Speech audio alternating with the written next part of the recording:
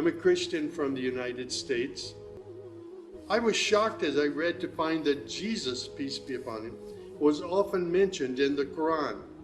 Jesus was presented as one of the greatest prophets. Many of the miracles that Jesus had done, I found them in the Quran. There were even a couple of Jesus miracles mentioned in the Quran that were not mentioned in the Bible. According to Islam, we're all equal. There's none above another. There is one true God who is unlike any other being. He is neither born nor does he give birth. He has neither spouse nor offspring. Nothing is comparable to him. He's all-powerful. He knows everything perfectly. He is the most merciful. Secondly, a belief in angels who are indeed the servants of God. They obey God's bidding and they do whatever they're commanded to do. Islam acknowledges that God revealed scriptures including the Torah, the Gospel, the Psalms.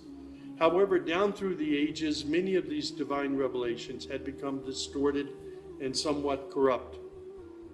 The Quran, which also contains God's revelations, is intact. It hasn't changed from the very beginning. The Quran, which also contains God's revelations, is still intact in its original form.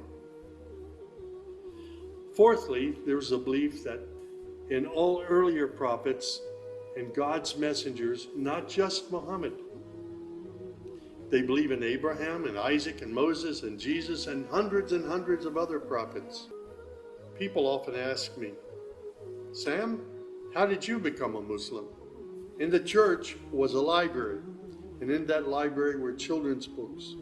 One of the books my mother got over and over again was called The God of Abraham.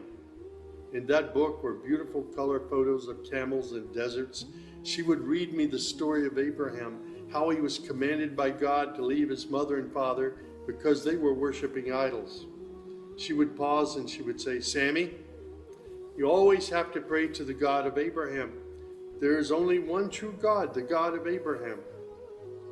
My commitment to God has been strong and enduring since my younger years. And now I have found absolute peace in Islam, in a faith that I once thought was hostile.